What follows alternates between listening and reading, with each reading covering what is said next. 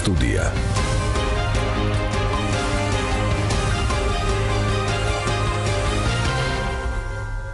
მოგესალმებით მადლობთ რადიო მსმენელებო, ჟურნალისტი გიორგი შოკოშვილი, შეგახსენებთ რომ FM 102.4 ტალღაზეა თქვენი მიმღებები მომართული საზოგადოებრივ რადიოს, რადიო 1-ს უსმენთ. იწყება ღია სტუდია. დღეს ჩვენ სტუდიას სტუმრობენ რესპუბლიკური პარტიის თავმჯდომარე ქალბატონი ხათუნა სამნიძე და გენდერული თანასწორობის ქსელის კოორდინატორი ქალბატონი მაია კუპრავა-შარვაშიძე. მოგესალმებით ქალბატონებო, დიდი მადლობა მობრძანებისთვის. ციკლური გადაცემა გრძელდება ჩვენო ძვირფასო რადიო მსმენელებო, რომელიც მოკლედ რომ თქვათ გენდერულ თანასწორობას ეხება და ამ შვენიერ ქალბატონებს გადავცემ სიამოვნებით სიტყვას. ქალბატონი მაია ჩვენთან არ არის ყოფილა სტუდიაში სტუმრად, ქალბატონი ხათუნა პირველად არის, კეთილი იყოს თქვენი ფეხი ქალბატონო ხათუნა. მადლობთ რომ გვეწვიეთ და ბუნებრივია ბევრი საუბარი და წინასწარი შესავლები ჩემგან საჭირო არ არის, რესპუბლიკური პარტიის ავტორიტეტი ცნობილია, თქვენი პარტიის წარმომადგენელი პარლამენტის თავმჯდომარეა და იქ კიდევ რამდენიმე ძალიან საინტერესო ქალბატონი თინა, ბატონი ვახტანგი და ასე შემდეგ და თქვენ ხართ ამ პარტიის თავმჯდომარე. ქალბატონო მაია, მოდით დავიწყოთ საუბარი პირდაპირ თქვენით და თქვენ საქმიანობაზე. ძალიან სერიოზული, კიდევ ერთხელ ვიმეორებ, ძალიან სოლიდური პარტიის თავმჯდომარე ბრძანდებით. როგორ მოხდა რომ ქალბატონს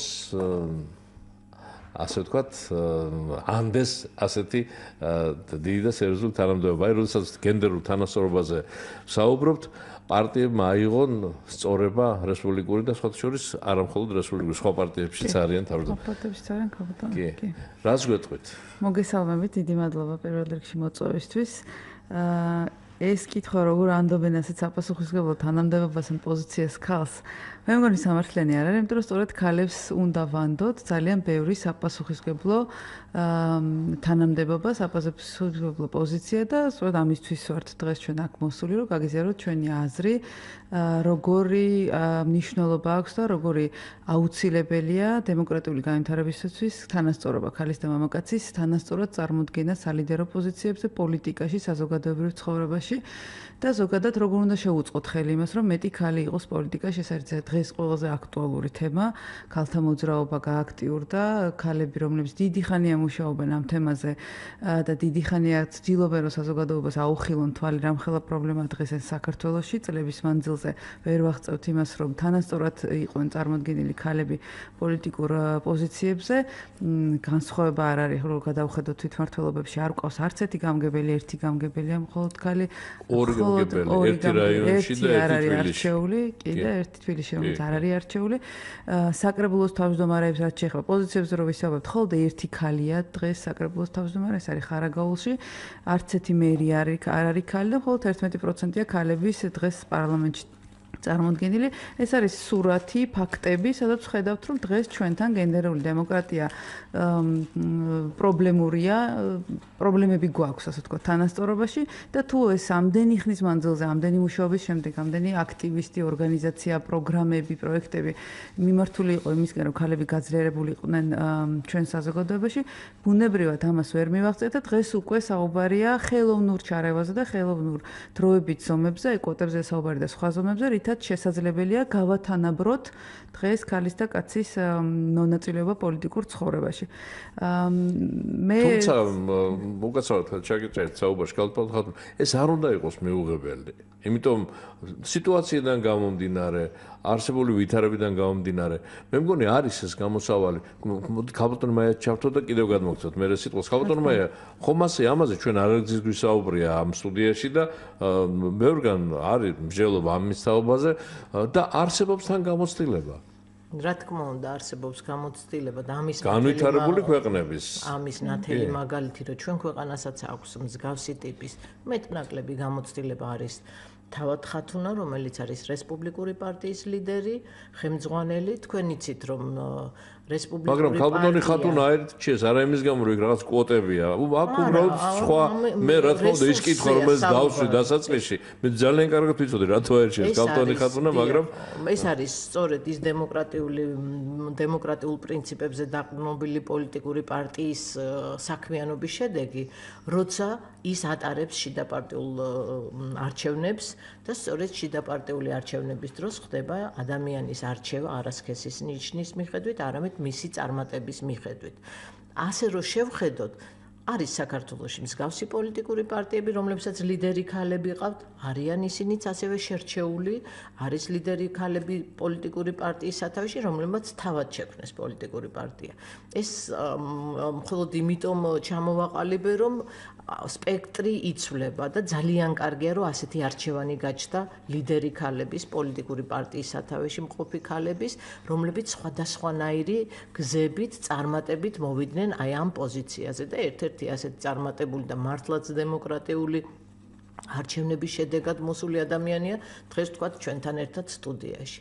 რაც შეეხება კოტირების მექანიზმს, რაზეც გაამახვილეთ თქვენ ყურადღება, ეს არის ერთ-ერთი საშუალება და სამწუხაროდ ეს არის დღეს საქართველოში ერთადერთი საშუალება, რომ ის დისბალანსი, ანუ ის შეუთავსებლობა, რაც გვაქვს და მიუღებლობა, რომელიც არის დღეს საქართველოში, შეიცვალოს უკეთესობისკენ, შეიძლება თანასწორი არ იყოს მთლიანად და ვერ მივიღოთ 50-50-თან, მაგრამ ის 50%-იანი მოთხოვნა, რომელიც დღევანდელი ინიციატივა, რომელიც არსებობს პოლიტიკურ საკითხებზე მომუშავე სამუშაო ჯგუფში, სწორედ არის მიმართული 50%-იან მაჩვენებელზე, ოღონდ მხოლოდ და მხოლოდ პროპორციული სით წარდგენილ ადამიანებს ეხება ეს. სინამდვილეში ეს გვაძლევს მხოლოდ და მხოლოდ 38 ქალის შეყვანის საშუალებას 150 ადამიანიდან.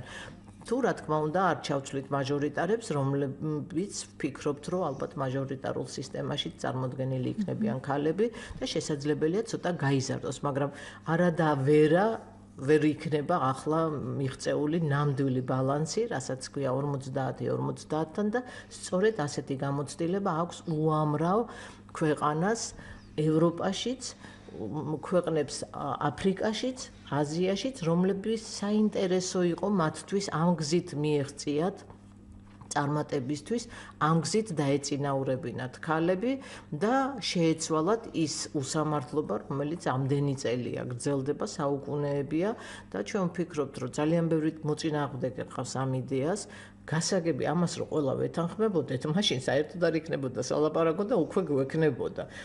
პროტესტი, რომელიც დღეს ჩვენ ირგვლივაა და განსაკუთრებით პიკშია ახლა ასული, აბსოლუტურად ჩვეულებრივი პროტესტია, ძალიან კარგი რომ გაჩნდა პროტესტი და არის განსხვავებული აზრი, ზოგი მისაღები, ზოგი მიუღებელი, ფორმებით სხვადასხვა, ზოგი დილობიანია, ზოგი აბსოლუტურად ყველა ზღვარს ცილდება, ვერ ხვდები რას აფასებენ ადამიანს თუ ამ მიმართულებას რას აპროტესტებენ ვერ ხვდები, მაგრამ სინამდვილეში ძალიან კარგია რომ ამაზე ვსაუბრობთ. ცოტა ხნის წინ ამაზე ასე აქტიურად არ ვსაუბრობდით. ამიტომ მე ვფიქრობ, რომ საქართველოს შეუძლია მიიღოს კვოტირების შემოიღოს კვოტირების მექანიზმი, ძალიან კარგი იქნებოდა რომ ეს თვითონ პოლიტიკურ პარტიებს დაერეგულირებინათ და შიდაპარტიული კვოტირება ყოფილიყო საქართველოში, სამწუხაროდ ჯერ ეს ვერ მოხერხდა, თუმცა არის პარტიები, რომლებიც ამას თავად შიგნით არეგულირებენ, მაგრამ სინამდვილეში ცვლილება მაინც ვერ ვნახეთ აი საკანონმდებლო ისეთ ორგანოში, როგორიცაა პარლამენტი ან თვითმმართველობის საკრებულოებში ჯერჯერობით ეს არ არის მიღწეული, ამიტომ ვფიქრობთ, რომ სავალდებულო კვოტირების მექანიზმის შემოღება ამ ეტაპისთვის ყველაზე პროგრესული ნაბიჯი იქნება საქართველოსთვის, რომ დაცული იყოს სამართლიანობა, თანასწორობა და გათვალისწინებული იყოს ის რესურსი, რომელიც არის ქვეყანაში ქალთა სახით. ვიდრე დაგისვათ კითხვას, სარედაქციო შეკითხვას, მანამდე სმენელი გველოდება, მოვისმინოთ მისი კითხვა. ალო, გისმენთ? გამარჯობა ბატონო გოგი, მოგესალმებით თქვენთან მოსმენელს. გამარჯობა. უშუალოდ საკითხზე დავიწყო. კვოტირება საბჭოში შემოიღეს. ეს ლენინის დროს 20%-იანი. მაგრამ მაშინ ლენინმა აღნიშნა, რომ кухарка должна учиться управлять государством. და რუსები რომ должна управлять государством. თუმცა მე დაამახეს. არა გვასაკუთრებია რომ ხალხის მონაწილეობის ქვეყნის გამწებაში. გვეკარგება თქვენი ხმა.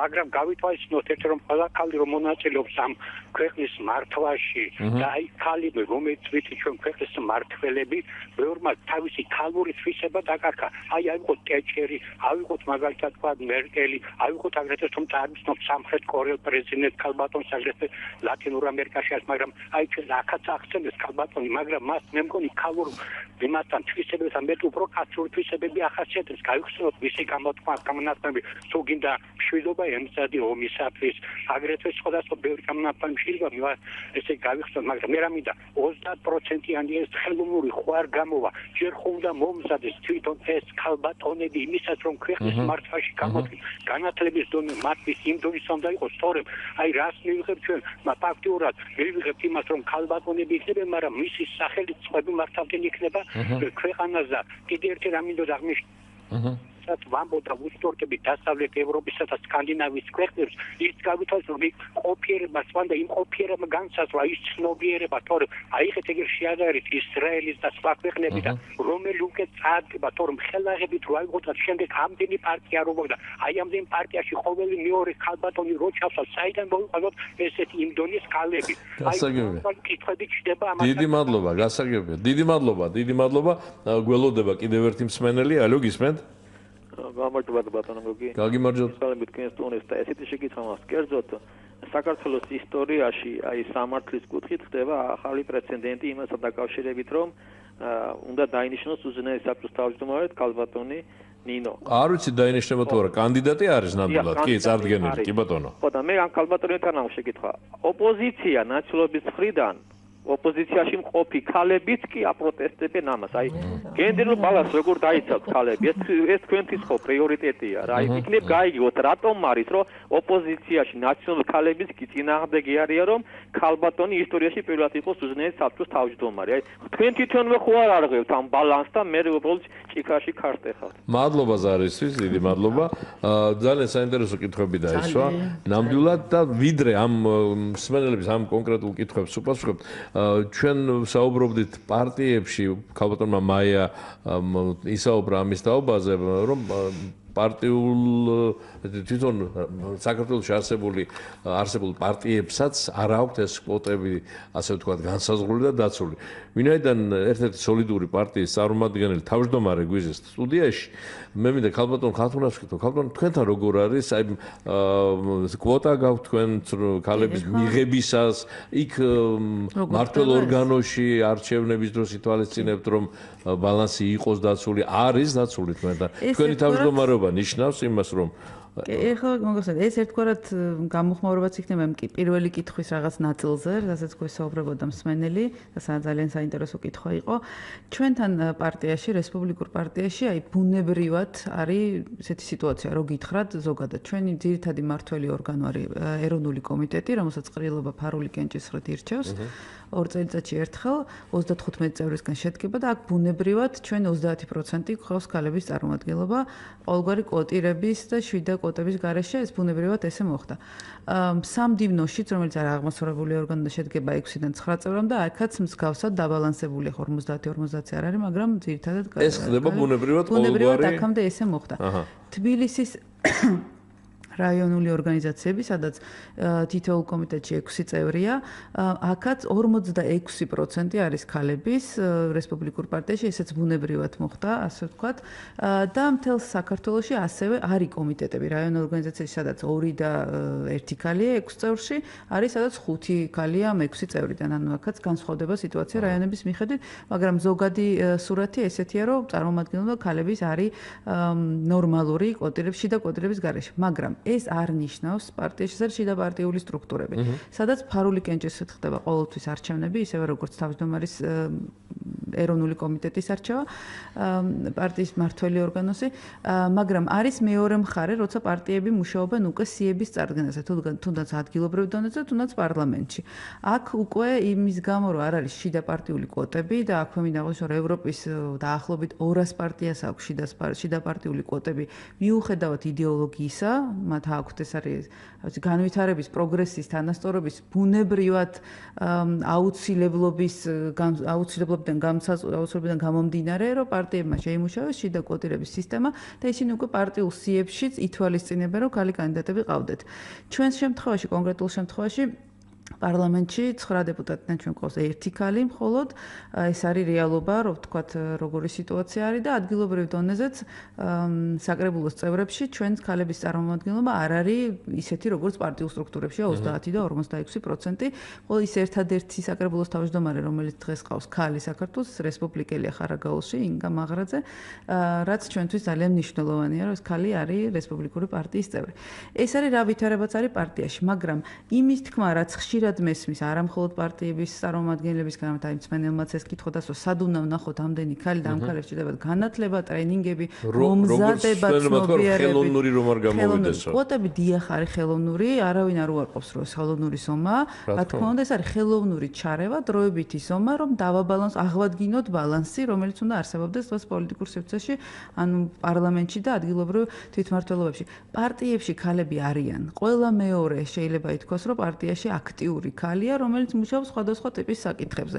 აი მე ერთ-ერთი პარტიის ლიდერმა მითხრა, მთელს პარლამენტში ქალები მუშაობენო. კი, ესეა, ქალები მუშაობენ პარლამენტში, მაგრამ ისინი სათანადოდ არ არიან წარმოადგენელი როგორც დეპუტატები. ესეა პარტიებშიც. რომ მკითხოთ პარტიებს, მათი ძირითადად მათი წარმომადგენლები საარჩევნო კომისიებში, საარჩევნები არიან ქალები.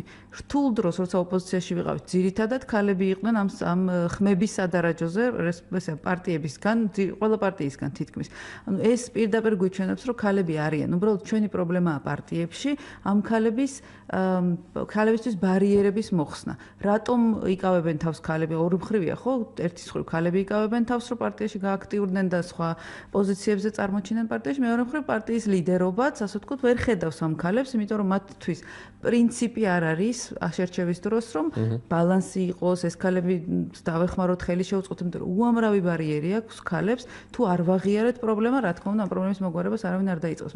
ეხლა არის მე მგონი ის ეტაპი და მაგიტომაც არის ესეთი აქტიური ეს თემა, რომ პრობლემის აღიარება მოხდა, რომ ჩვენთან ქალები არ არიან წარმოადგენელი სადონდან პოლიტიკაში. უკვე ძალიან ცოტა ადამიანი და თან რაღაც მარგინალური ხდება ეს ჯგუფი, ლაპარაკობს იმაზე და აღარც კი ისმის, რომ ქალების წარმომადგენლობის პრობლემა არ გვაქვს ჩვენ. მინდა გავასწრო მოვლენებს წინ, ქალბატონო ხათუნა და აი ეს აღიარება რომ მოხდა უახლოეს მომავალში, აი თუნდაც უკვე 2016 არჩევნებში უნდა ველოდეთ რაიმე სიახლეს ამ მიმართულებით პარტიები აქტიურობენ, ახლა საარჩევნო კანონზე არის ძალიან გაცხოველებული მსჯელობა და ძალიან ისეთ ამათი და ასე შემდეგ და ჯერ ფაქტობრივად ახალი საარჩევნო კანონი არ გვაქვს, ხო? აი გვაქვს ნიადაგი ახლა საიმისოდ მომზადებული.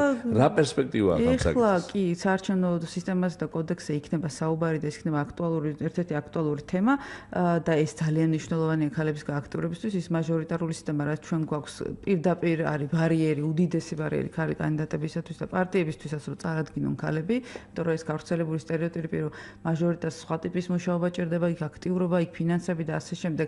ისინი ყოველთვის არჩევენ ძლიერი მამაკაცი კანდიდატი და სამწუხაროდ ვიდრე ქალი, თუმცა ნახოთ რამდენი მაჟორიტარი ქალია დღეს პარლამენტში და მათ არჩევნები მოიგეს, ამასაც სჭირდებათ ანალიზი.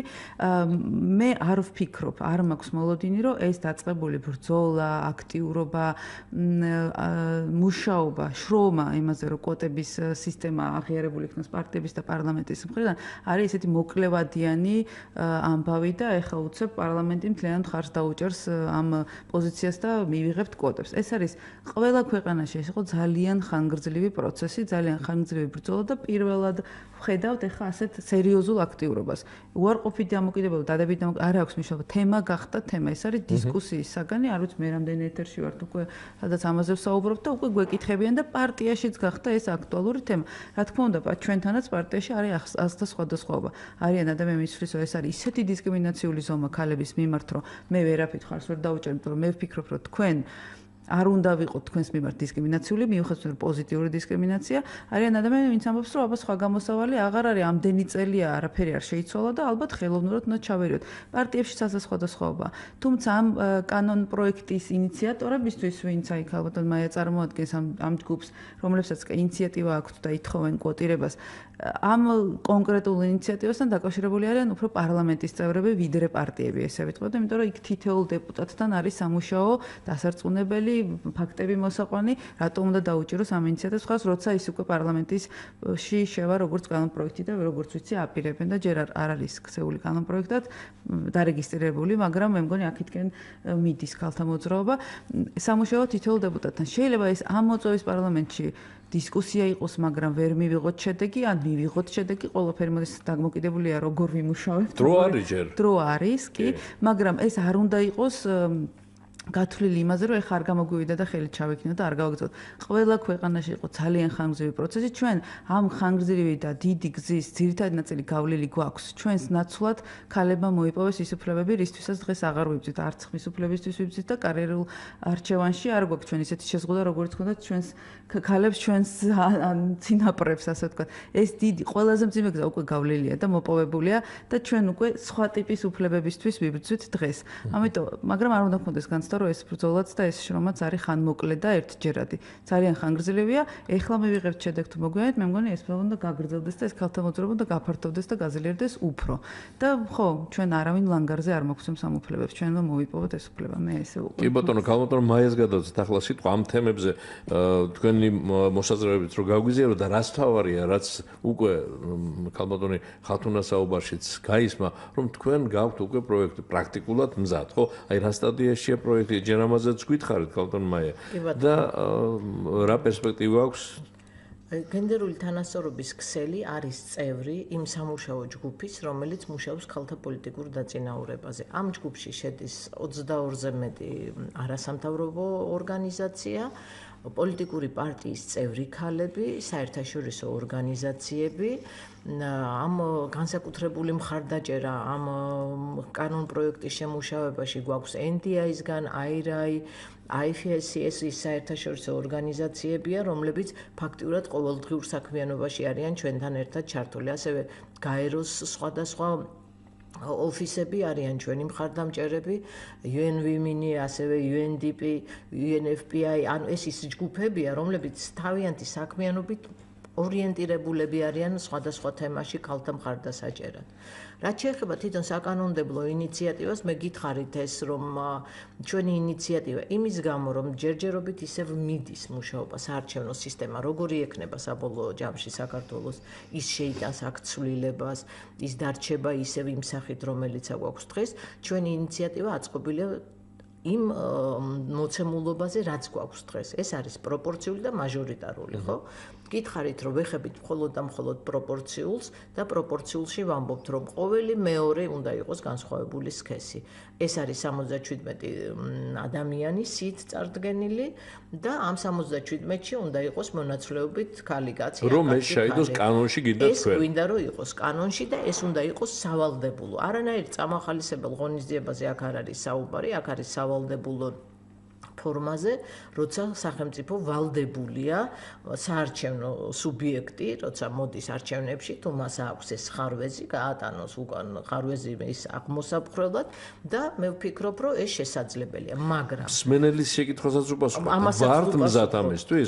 ჯერ მოემზადონო ბატონი ბრძანება. მოდით აქ მსმენელიდან გამომდინარე პირველი რომელიც იყო, ის საუბრობდა დონეზე. პოლიტიკურ დონეზე. ჯერ შევთანხმდეთ, რას გულისხმობს, რა თქმა უნდა, ის ვერ მიპასუხებს, მაგრამ რას ვგულისხმობთ პოლიტიკურ დონეს. თუ პოლიტიკური დონე, რომელიც დღეს ქვეყანაშია, ის არის დამაკმაყოფილებელი, მაშინ ვისაუბროთ იმაზე, რომ ასეთი დონის ქალები და შეიძლება ცოტა უფრო მაღალიც, თითქმის ყველა პოლიტიკურ პარტიას ხავს. თუ ჩვენ ვსაუბრობთ, რომ პოლიტიკური დონე საკმაოდ დაბალია ქვეყანაში და ვიფიქრებთ, როგორ გავაძლიეროთ და ავამაღლოთ, მაშინ კიდევ უფრო კარგ მდგომარეობაში ჩავდგებით სასტარტო ნიშნულზე დადგება ქალიც და მამაკაციც პარტიის წევრი და იმუშავებენ იმაზე, რომ ისინი პოლიტიკაში მოსასვლელად უკვე მზად იყვნენ, თანაბარი შესაძლებლობები ჰქონდეთ, თანაბარი ხელმისაწვდომობა ჰქონდეთ. ახლა რაც გვაქვს დღეს რეალობაში. ხათუნამ ძალიან დეტალურად აღწერა, რა ხდება თვითონ შიგნით პოლიტიკურ პარტიაში და ძალიან კარგი სურათი აქვს, ასე რომ ვთქვათ, რესპუბლიკურ პარტიას. მაგრამ სიაში ეს არასდროს ასე არ ჩანს.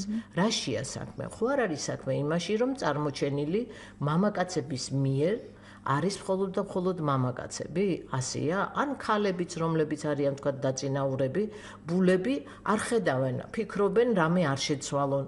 ერთი ჯგუფის და ერთი გუნდის ინტერესებით ვიმოქმედოთ. თუ რაღაცა პრობლემა გვაქვს, ხო? ამას ცოტა სხვა გადაცემა და დიდი ანალიზი ჭირდება, მაგრამ იქნებ გითხრას თვითონ ქალბატონმა ხატუნა, რატო ხატუნამ ძალიან კარგად ახსნა, როგორი მდგომარეობა. არა, იგივე პარლამენტში რატო არ შეიყვანეს ქალბატონები? არჩევნები როცა ტარდება, ვირჩევთ თანფარული კენჭი, ამიტომ აღნიშნავ, რომ რესპუბლიკური პარტია ის შიდა დემოკრატიული განვითარების თვალსაზრისით ძალიან მაღალ დონეზე. ეგ მართალია, კი ბატონო. ამიტომ ის როცა თავის არჩევნებს ფარული კენჭისყრით ატარებს, იქ ჩანს თქვენ ციფრები გქონდათ, ხო, დასახელებული იქ 5-დან ან 6-დან 5-ია ქალი, 9-დან 6-ია ან 4-ია. რაოდენობაზე არ არის, აქ არის იმაზე, რომ საარჩევნო სიაში რატო არ ყავდათ? აი ეს არის პრობლემა. ამიტომ სახელმწიფო პოლიტიკა სწორედ ის არის, როცა პოლიტიკაში სახელმწიფო ერთვება და ხელს უწყობს პარტიებს, რომ აძლევს შანსს, რომ დააწინაუროს ეს ხალხი, დაანახოს ამის ვალდებულება, ეს არის სახელმწიფო ვალდებულება, რომ პოლიტიკას ქმნის სახელმწიფო.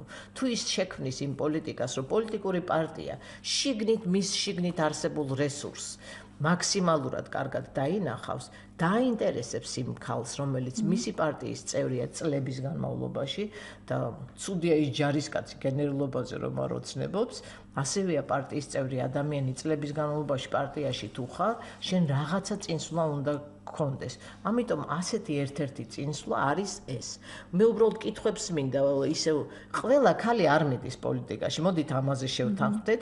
ქალურობას პოლიტიკა არავის არ აკარგვინებს. თვით მარგარეტ ტეტჩერი ერთ-ერთი გამორჩეული ქალი იყო, მაგრამ მისი მიდგომები იყო ძალიან მკაცრი და თითქმის შეცდომა, შეიძლება ითქვას, დიდი შეცდომა არ დაუშვია. პოლიტიკა არის რთული საკითხი.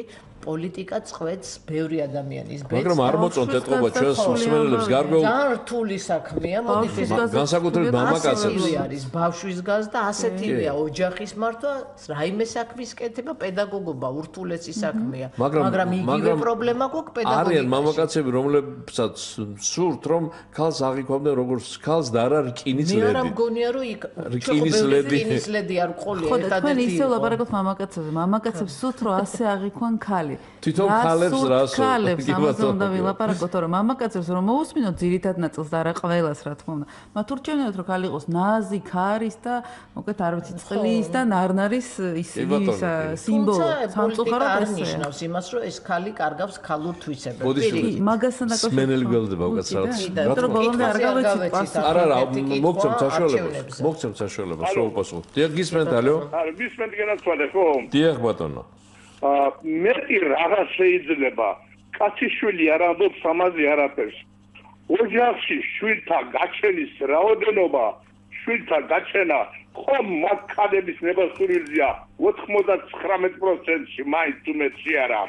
და რა უნდა ახლა შარვადი აჩვიათ თმები შეკრეტილიათ ჩვენ შევიცვათ კადები ეს უნდათ ბუნებას რას უშვებიან ბუნებას გაიხედოთ ეზოში დედალი მიდებს მამას თუ მამალი მიდებს დედას ეს უბრალოდ საქმე არ არის და კარგად დადებოდნენ დავფიქრდეთ ამაზე გასაგებია დიდი მადლობა დიდი მადლობა. ძალიან სამწუხაროა ასეთი შეკითხვები, როცა ისმის და დედალზე და მამალზე საუბრობენ. მაგრამ ისიც საინტერესოა ძალიან, რომ სამივე მსმენელი, ვინც დარეკა მამაკაცი იყო და ამ საკითხებით დაინტერესებულია. ესეც ნიშანდობლია. ხო, განაწყენებული და ნუ ახლა ბოლო შეკითხვაზე რო არ გავაკეთო ესეთი არაფერი კონზე თმა შეიჭერით და შარვარი ჩაიცვითო. გენდერული დისბალანსი გვაქვს ზარებში ესე. მამაკაცები არ გულისხმობ პირიქით მე ვფიქრობ, რომ ამ პროცესში ძალიან მნიშვნელოვანია მამაკაცების ჩართულობა. ეს არ არის ქალების საკითხი მხოლოდ. ყველა მამაკაცს ყავს და შვილი, დედა, არ ვიცი, მეგობარი, ისინი დაინტერესებული უნდა იყვნენ, რა თქმა უნდა, რომ ქალებმა გააკეთონ თავისი არჩევანის დროს, კარიერაზე გააკეთონ არჩევანი, რომელ პროფესიაზე გააკეთონ არჩევანი, ოჯახი იყოს მათი ძირითადი არჩევანი, თუ ოჯახი და კარიერა ერთად, რაც არ არის შეუძლებელი და აბსოლუტურად შესაძლებელია. ესეთი პირობებში, რომ თავისუფალი არჩევანი ქონდეს, დას, შვილს, მეუღლეს, დედას მათთვის მნიშვნელოვანი უნდა იყოს. კაცების ჩართულობა ამ პროცესში არის მნიშვნელოვანი, იმიტომ რომ ხშირად აგრესიული კომენტარები გვესმის კაცებისგან, კაცები უსმენენ კაცებს, იმიტომ რომ ესეთი საზოგადოება სამწუხაროდ და პირიქით, რაც უფრო მეტი კაცი იქნება ამ პროცესში და ჩვენს ირგვლივ ძალიან ბევრი მამაკაცები, ვინც თulis რომ კი ქალების უფლებები ირღვევა, ან მეტი ქალი გჭირდება პოლიტიკაში, თან ხვდებით რომ ეს ესეა, მაგრამ შეიძლება როგორი ზომებით უნდა გავაქტიუროთ ქალები, მაგაში სხვადასხვა აზრი გქონდეს, მაგრამ ისინი ჩვენს გვერდით განან და აბობენ რომ კი მე ვხედავ რომ 11% პარლამენტში საკმარისი არ არის. კი ვხედავ რომ კომერციულ სტრუქტურებში თუ კერძო სფეროშიც ქალების რაოდენობა ძალიან ცოტაა წამყვან პოზიციებზე. მაგრამ მეორეს მხრივ ვიღებთ ასევე აი ეს ამ ტიპის კომენტარებსაც. ლაპარაკი იყო რომ ქალი კარგავს ქალურობას, როდესაც ის პოლიტიკაში მიდის და ბევრი მაგალითი იყო. ქართულ რეალობაშიც შეიძლება მოვძებნოთ ესეთი მაგალითი, მაგრამ მიზეზი ის კი არ არის რომ ქალს ქალურობა ავიწყდება. ჩვენ მანამ სანამ პოლიტიკაში იქნება ძალიან ცოტა ქალი და მათი პოლიტიკაში წასulis ქცევის წესი, წარმატების წესი ან გადარჩენის წესი იქ სადაც უმეტესად მამაკაცები არიან, როცა ქალი ხედავს რომ მან თვითონაც უნდა ითამაშოს მამაკაცის თამაშის წესებით და ეს ესე ხდება. რა თქმა უნდა, ისინი იძენენ თვისებებს, ისეთ თვისებებს, რომ ეს გაუწიონ, ასე კონკურენცია გაუწიონ მის ირგვლივ მამაკაცების უმეტესობას. ამიტომაც გვჩება ეს შთაბეჭდილება. მაგრამ ეს არის ერთი შთაბეჭდილება და მეორე ამბავია, რას ვეძახით ქალის და კაცის თვისებებს. ესეც არის ჩვენი განსაზღვრული. ხო, ეს არავინ არ დაგვიწესა, როგორი უნდა იყოს ქალი. მე თუ არ ვარ ეს კდემამოსილი, ნაზი და თმები არ მაგრძელი, იმიტომ რომ შეჭრაზე იყო ლაპარაკი. არ ნიშნავს, რომ მე ვინმეზე ნაკლები ქალურობა მაქვს, ან არაქალურობა. ეს არ არის სხვისი გადასაწყვეტა, ეს არის ჩემი აღქმა. ამ სტერეოტიპების ტყვეობაში სანამ ვიქნებით, ძალიან რთული იქნება, აი რატო არ მიდიან ქალები პოლიტიკაში, ხო? ეს სტერეოტიპები, რომ პოლიტიკა არის ვინძურის საქმე და კაცების საქმე და იქ სულ კაცები არიან ერთის მხრივ. მეორე მხრივ აი ესეთი დამოკიდებულება, რომ ოჯახს მიხედე შენ სხვა ფუნქცია გაქვს. სანამ ამ სტერეოტიპების მსხვერპლი ვიქნებით, სანამ ქვეყანაში არსებული დემოგრაფიული ვითარება კი. ჩვენ ქალები სანამ კაცებისგან განსხვავებით, რომ კაცებს არ ეკითხებიან, ამას უეკითხებ, როგორ ახერხებ ამდენს, იმიტომ რომ კაცი რო იმას ახერხებს, ჩვეულებრივი ამბავია, მე თუ ახერხებ ჩემს ოჯახსაც მივხედო და პოლიტიკაშიც ვიყო, მაშინ როგორ ახერხებ ამას, ანუ შენ არ ხარ ქალი, შენ ხარ სუპერ ხალი მაგალითად. მაგრამ ჩვენ ხო ამ სამ თემებზე ვლაპარაკობთ, არ ვლაპარაკობთ პრივილეგირებულ და თუნდაც სუპერ და მაგარ ქალებზე, იმიტომ რომ ვინმე ამ ჩვენ საზოგადოებაში ქალებმა რას წარმატებას მიაღწეს, ხშირად ვამბობთ, რომ ისინი მათ გაუმარტ ის ძალიან ბევრი იმუშავეს, აი მეც ბევრი ვიმუშავე, მაგრამ ბევრ რაღაცაში გამიმართლა. მე მყავდა მამა, ისეთი რომელიც ხელს უწყობდა ამას, ძმა, მეუღლე, ოჯახის დათესავები. ამიტომ მე რაღაც მომენტებში ის ბარიერები, რაც ყველა ქალს აქვს, არ მქონდა და შევძელი რომ მიმეღწე რაღაც. მაგრამ ჩვენ ვაპარაკობთ ყველა ქალზე და არა მხოლოდ საკუთარ თავზე, ვინც ამას მიაღწევს. ქალს ჭირდება 2-ჯერ, 3-ჯერ, 4-ჯერ მეტი ძალისხმევა, ვიდრე მამაკაცს, ეს არის რეალობა, რომ მიაღწევს ზუსტად იგივე პოზიციას, რაც მიაღწია კაცმა ძალიან ადვილად. ჩვენ იმაზე ვლაპარაკობთ, რომ ქალს არ ჭირდებოდეს ორმაგი და სამმაგი ძალისხმევა და ის იყოს თანაბარი პირობები, როდესაც მეც იმდენს ვიშრობებ, რამდენსაც თქვენ და ორივეს გვექნება შესაძლებლობა, რომ მივაღწიოთ იმ პოზიციას. ორი მსმენელი გველოდება კიდევ მოვისმინოთ კითხვები. ვერ ვასწრებთ მე. ალო, გისმენთ? ალო, გამარჯობათ. გაგიმარჯოთ. ისე მამაკაცები აქტიურობენ. ბატონო გიორგი. გისმენთ, ჩემო ბატონო. მივესალმებით თქვენ ქალბატონებს. და ესეთი შეკითხვა მაქვს ძალიან კლათ უბრალო, მაგრამ ალბათ ძალიან ბრალიანიც იქნება. ქალბატონებმა რომელიც აი როგორ გითხრა ეხლა ასე საამულო ომი რომ დაიწყო, მთელი კაცების ყველანი ფრონტზე იყვნენ წასული მეტი წილი და ქალების ანაბარა დარჩა მთელი ქვეყანა. მაგრამ ქვეყანა არ დაინგრა. ბავშვები მშვიდები არ იყვნენ, ასია თუ ისია, ქალები ყველაფერს გისურვებდნენ, რომ თავიანთი ოჯახები შეენახათ და ბედნიერები ყოფილიყვნენ, კარგად ყოფილიყვნენ. მიუხედავად იმისა, რომ ძალიან დიდი გაჭირვება იყო. ამიტომ ქალი ძალიან ამტანია. მაგისთან ამტანი თვისებები როგორც აქვს ქალებს, ეს იშვიათი ამბავია. მართალია, ისინი ფიზიკურად შეიძლება ძალიან ძლიერები არ არიან, მაგრამ სულიერად არიან მაღლები. ამიტომ მე დიდი სიამოვნებით ზათავარ, რომ პარლამენტი თუ დადგება დრო, როდესაც რომ მართლა ნორმალური არჩევნები ჩატარდება საქართველოში და მართლა რომ ქალები იკისრებენ, ქალბატონები იკისრებენ, რომ ქვეყანა მართონ და იმიტომ რომ დღეს ყველა ოჯახს მართავს ქალი. მეტი წილი კაცები შემტანები კი არიან, მაგრამ არა მარტავი როჯოს და რა ვქნა ვარაუბო. ეგეთია. ეთყობა 100-ია აწყობილი ჩვენი სტრუქტურა და მივესალმები და ძალიან კარგი რამე იქნება თუ ქალბატონები ამას იკისრებენ და მართლა გაიტანენ მხრებით იმ დიდ გამარჯვებას, როგორი გამარჯვებიც მაშინ მოხონათ თავის. გასაგებია. დიდი მადლობა. ჩავთოთ კიდევ ერთი მსვენელი, მხარდამჭერი გამოგიშთათ ქალბატონებო. დიახ, გისმენთ? ალო, მოგესალმები. გამარჯობათ. სტუმრებსაც ასეთი მოსაზრება მაინტერესებს. კანონი რა თქვენ შეკითხვა მექნება სტუმრებთან. კანონი რამდენად ავალდებულებს პარტიებს გენდერული ბალანსი დაიწყოს და რამდენად მკაცრია კანონის მოთხოვნა. მეორე ასეთი რომ შეიმჩნევა ტენდენცია რომ პარტიები უფრო სტაბილური არიან და ახალი სახეები ძალიან ძნელად ჩნდება მათ პარტიაში და ეს ძალიან ცუდია სხვათა შორის. იმიტომ რომ უკვე პენსიონერული ასაკის ხალხი მოხდა მმართველობაში. მე აჭარიდან ვეკავდა იგივე უმაღლესობასთან დაკავშირებით ვამბობ. კიდევ ერთი, რამდენად მიმზიდველია პოლიტიკა ქალებისათვის ქალბატონების აზრით ძალიან საინტერესო იქნება. აჰა. გასაგებია, დიდი მადლობა. ამის თაობაზეც იყო დღეს თქვენ ბრძანებდით რომ ეს არ უნდა იყოს ცალმხრივი. რამდენად მიმზიდველია პოლიტიკა ქალებისთვის, აი უნდა გახდეს მიმზიდველი და ამ შემთხვევაში მიეზიდებიან ბატონო.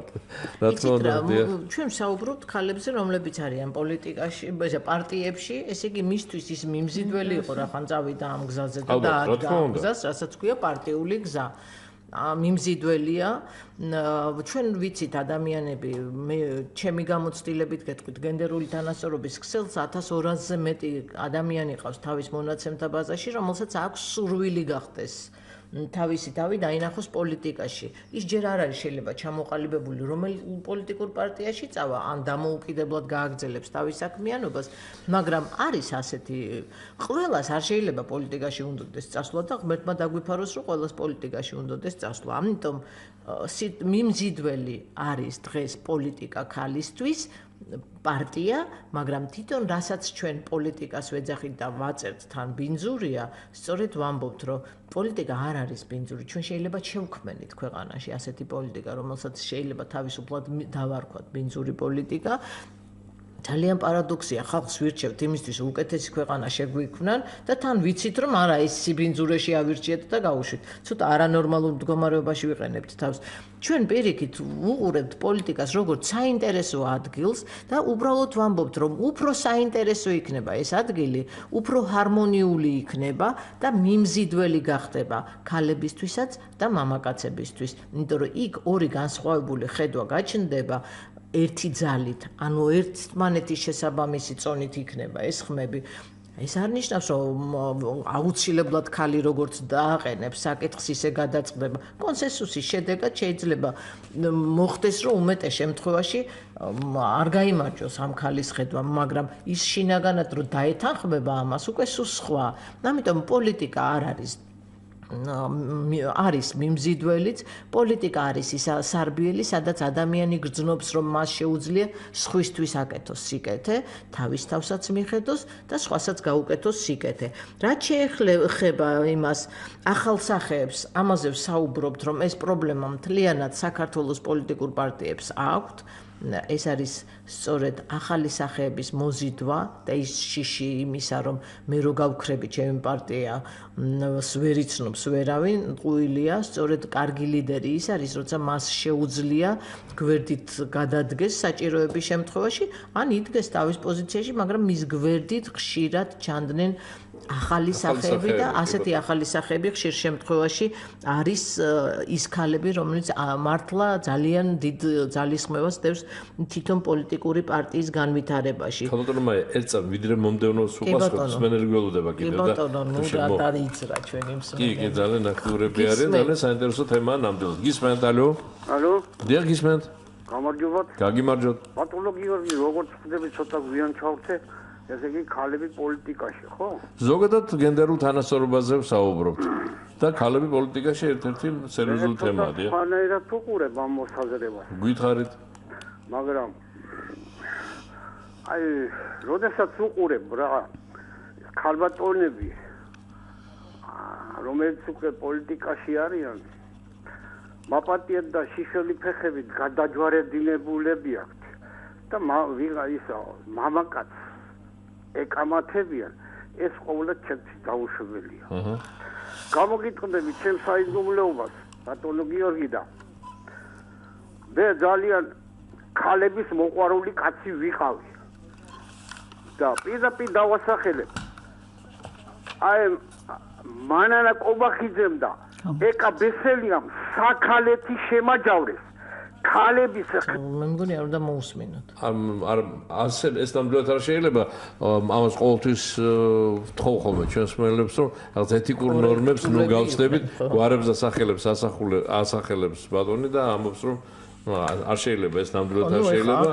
კაცებს არ ვეკამათოთ ესეთი. უფრო კორექტულად გამოვთქვა ჩვენი მოსაზრება, არ იშვიათად მიწევს ხოლმე ასეთი შეხსენება, მაგრამ ეთყობა მაინც საჭიროა. დიახ, გალბატონო მაია, გაგრძელეთ თქვენ. მე უბრალოდ იმ კითხვაზე კანონთან დაკავშირებით მინდა ჩვენ ბათუმელ მსმენელს გავაგებინო ჩვენი ინიციატივა დღესდღეობით კანონი მხოლოდ და მხოლოდ წამახალისებელ ფორმას ცნობს. ანუ გვაქვს კანონში ეს არის ორგანული კანონი საარჩევნო სისტემის, სადაც არის თუ არ ვცდები 30-ე მუხლია, არა 115 მუხლია, ის საუბარი რომ ყველა პოლიტიკურმა პარტიამ სიის წარდგენის დროს ყველა ათეულში უნდა წარმოადგინოს არა უმცირეს 30%-ის ისა განსხვავებული სქესი. და ამ შემთხვევაში, როცა პოლიტიკური პარტია 30%-ს წარმოადგენს, მას სახელმწიფო დაფინანსებაზე დამატებით მიეცემა 30% თანხის. ეს არის რაც გვაქვს დღეს კანონში, მაგრამ ის ინიციატივა, რომელზედაც დღეს ვსაუბრობთ და ეს კანონი არავალდებულებს გამომდინარე, ეს არის წამახალისებელი. აი ის რომ ჩვენი ინიციატივა, რომელიც ახლა შემოდის და გვინდა რომ შემოვიტანოთ პარლამენტში, ხათუნამ გითხრათ რომ ჩვენ ამისათვის ფაქტიურად თითქმის ყველა პარლამენტარს ვხვდებით, ყველა ფრაქციას ვხვდებით, რომ სათითაოდ ვიცოდეთ ვინ არის ჩვენი მხარდამჭერი, ან რა ხარვეს ხედავენ ამ შემთხვევაში, რას ეწინააღმდეგებიან. სწორედ ეს ინიციატივა არის, როგორც აღვნიშნე, პროპორციულ სიაში 50% განსხვავებული სქესი და ეს უნდა იყოს სავალდებულო. ეს არის ჩვენი ინიციატივა. მე ვერ გეტყვით, როგორი ფორმით იქნება ის შეტანილი, მაგრამ აუცილებლად შევიტანთ, მე მგონი არ შევცვლით, მაგრამ როგორ მიიღებს პარლამენტი რა გვექნება საბოლოოდ 2016 წლის საპარლამენტო არჩევნებში, ამას მე და თქვენ ერთად გავიგებთ, იმიტომ რომ ეს გზა არის ცოტა რთული. როგორც აღვნიშნეთ, ბევრმა ქვეყანამ დიდი გზა გაიარა, საერთოდ ქალთა უფლებების მიმართულებით 150 წლიანი გამოცდილებაა, როცა დავიწყეთ ამაზე საუბარი და საარჩევნო უფლებებზე პირველად ამოვიღეთ ხმა ქალებმა. კიდევ ერთხელ გავამახვილებ ყურადღებას, რომ ქვეყანა, სადაც პოლიტიკური პარტია შიდა დემოკრატიულ არჩევნებს არ ატარებს, რა თქმა უნდა, მას გაუჭირდება ქალების დასახელება. ქვეყანა, რომელიც ახალ სახეებს არ აჩენს, ისა პარტია, რომელსაც არ ყავს გვერდით ახალი სახეები, მაგ უკვე დემოკრატიაზე ცოტა ორჭოფულად შეგვიძლია და შევხედოთ, მაგრამ როცა ვხედავთ, რომ იცვლება ხშირად, იცვლება ახალი ადამიანი ჩდება, ესე იგი იქ დუღილის პროცესიც მაღალია, ხალხი შეედინება და მეტნაკლებად გამოედინება კიდევაც. უბრალოდ კითხვებზე არ მინდა რომ ამ ადამიანებს გული დავწყვიტო. ერთ-ერთმა ადამიანმა თქვა, რომ დემოგრაფიული პრობლემა მარტო ქალის პრობლემა არ არის. თქვენ იცით, რომ თუნდაც მარტო ხელამშობელი, რომელიც ქალი, როცა გადაწყვეტს, რომ ყავდეს შვილი და თქვა არ ყავს მეორე ნახევარი, აქ პირდაპირ დავალდებულება იყო, რომ ქალმა უნდა გააჩინოს ბავშვი. და როცა ოჯახის შემთხვევაში ამას მარტო არ წყვეტს ქალი, მისი მეუღლე და თავად ეს ადამიანი წყვეტენ და რამდენი ადამიანის შენახვა შეუძლიათ და აღზრდა და გაზრდა. ამიტომ მარტო გაჩენაზე არ არის საუბარი და თუ ადამიანი გადაწყვეტს კიდევ რომ მარტო გაზარდოს ბავშვი, სახელმწიფო მას არანაირ დახმარებას არ უწევს და ის სტატუსიც არ არის განსაზღვრული და ამიტომ ძალიან რთულია ასე და იყო ეს და რაღაც შეიცვალა. ხო, რა თქმა უნდა იყო იყო ფედერალური კანონი მეტნაკლებად და ყოველთვის ძალიან დაბალი 5 ლარს მარტოხელა დედის დახმარება 5 ლარს არ აცილებია ჩვენ ქვეყანაში და რაზეა საერთოდ საუბარი ადამიანის სიცოცხლეზეა საუბარი მარტო გაჩენაზე არა მან უნდა მიიღოს აღზრდა გაზდა ჯანმრთელობა მისი დაცული უნდა იყოს და მარტივი უმარტივესი მისი ცხოვრების პირობები უნდა იყოს აბსოლუტურად მისაღები ამიტომ ეს არის სახელმწიფო პოლიტიკა თუ სახელმწიფო ამ მიმართულებით კარგად იმუშავებს დემოგრაფიაც გამოგვისწორდება და არ ვიქნებით ასეთი დაბერებულიერი და უფრო მეტი ახალგაზრდობაზე იქნება ორიენტირებული და რაც შეეხება ქალ კანდიდატს რომელიც უმაღლეს სასამართლო ხელისუფლების ხელმძღვანელ პოზიციაზეა დასახელებული და აქ რატომღაც აქცენტი იყო რომ ნაციონალური მოძრაობის ქალებიც კი არ უჭერენ მხარს პარტია არის ერთი ორგანო რომელიც ერთი პრინციპი მისი ერთ იდეას ემსახურება გასაგებია თუ ისინი შეთანხმდნენ რომ არ არის მათთვის ეს კანდიდატი მისაღები, ეს მათი გადასაწყვეტია. რაც შეეხება არასამთავრობო ორგანიზაციებს და იმ ხალხს, ვინც ქალთა უფლებებზე მუშაობს, მათ მხარდაჭერა გამოთქვეს, დაუჭირეს მხარი ამ ქალბატონს, კანდიდატს, მაგრამ მე ვფიქრობ, რომ ყველას აქვს თავის მინუსები, ყველამ უნდა დაასაბუთოს, რატომაა წინააღმდეგი და რატომ არის მომხრე. პრეზიდენტმა დაასახელა ეს ადამიანი, ჩვენ ძალიან გაგვიხარდება, რომ ქალბატონმა გაიმარჯვოს და ის იყოს დასახელებული და შერჩეული, მაგრამ ყველა პოლიტიკურ პარტიას და მით უმეტეს პარლამენტში მყოფ პოლიტიკურ პარტიას აქვს თავისი მოსაზრება. ნახოთ, რას გადაწყვეტს უმაღლესი საკანონმდებლო ორგანო. ქალბატონ ხატუნას ძალიან ცოტა დროს გიტოვებთ ახლა, აღარ დაგვჭა დრო და სმენელებისგან გამომდინარე. სმენელებიდან გამომდინარე, ახლა სხვადასხვაობა იყო ხარდამჭერი რო ქალებს მართვა შეუძლიათ და მე გამახსენდა 90-იანი წლები, როცა ქალებმა თავის თავზე აიღეს მთლიანად ეს გაჭირვებული პერიოდი და თვითონ გახდნენ აქტიურები და შევიდნენ ისე როგორც ავიცი ბევრი ტვირთი იტვირთეს საკუთარ თავზე და გაუნკლავდნენ კიდევ მეორე მსოფლიო ომის დროინდელი ქალების გმირობა გაიხსენა და მათი იყო ესეთი მხარდამჭერი კომენტარიც და იყო სხვა ტიპის კომენტარიც. აქ მხოლოდ იმის თქმა მინდოდა რომ ჩვენ არ ვლაპარაკობთ რომ ქალებს აუცილებლად შეუძლიათ უკეთესად ვართვა ვიდრე მამაკაცებს ან მამაკაცებს უკეთესად მართვა ვიდრე ქალებს. ჩვენ ვლაპარაკობთ იმაზე რომ ეს არის ქალები და მამაკაცები განსხვავდებიან თავისი აზროვნების სტილით, გონებით და როდესაც ეს განსხვავებული შეხედულებები, განსხვავებული გონებები წარმოდგენილი არ არის თანასწორად პარლამენტში, თანასწორად სხვა დონეებზე, პოლიტიკაში ეს ნიშნავს, რომ ჩვენ არ ვართ სრულფასოვანი ამ პროცესში. ამ შესაძლებლობის აუცილებლობას უნდა გამოვიყენოთ. სხვა თემა, რატომ არ არის მიმზიდველი პოლიტიკა ქალებისთვის? ეს არის სრულიად სხვა თემა.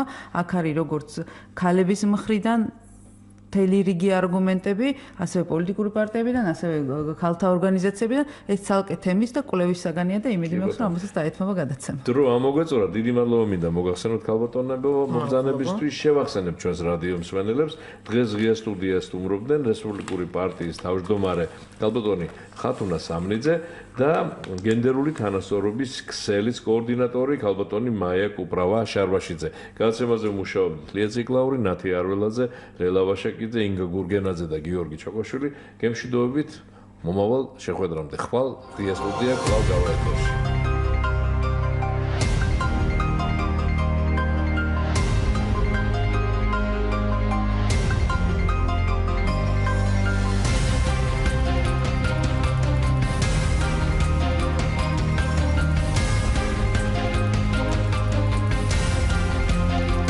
Студия.